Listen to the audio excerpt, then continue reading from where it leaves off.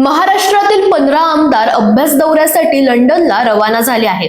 15 ते 22 फेब्रुवारी दरम्यान हा दौरा पार पडणार असून विधानसभा आणि विधान परिषद मिळून सत्ताधारी आणि विरोधी पक्षातील आमदार या दौऱ्यात सहभागी झाले आहेत। या शिष्टमंडळात बाबासाहेब देशमुख, परिणय फुके, विक्रम पाचपुते, नमिता मुदंडा, निरंजय डावखरे, स्नेहा दुबे, विक्रांत पाटील, अमित गोरखे, विक्रम काळे, विश्वजित कदम, वरुण सरदेसाई, मनीषा कायंदे, सुमित वानखेडे आणि योगेश टिळेकर यांचा समावेश आहे।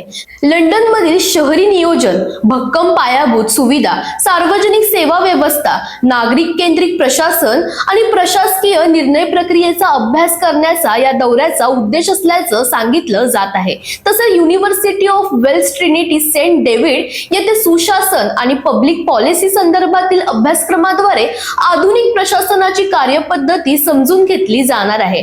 आमदार योगेश टिळेकर यांनी महाराष्ट्राच्या सर्वांगीण विकासासाठी आणि शहरी व्यवस्थापन अधिक परिणामकारक करण्यासाठी हा अभ्यास दौरा असल्याचं म्हटलं आहे। मात्र यापूर्वीही असे परदेशी दौरे, अभ्यास दौरे कमी आणि पर्यटन दौरे जास्त ठरले आहेत। त्यामुळे या दौऱ्यातून राज्याला नेमका किती फायदा होणार याकडे सर्वांचं लक्ष लागलंय। दरम्यान तुम्हाला अशाच पॉलिटिक्स रिलेटेड अपडेट्स हव्या असतील तर इंडिया लीडरला फॉलो करायला विसरू नका।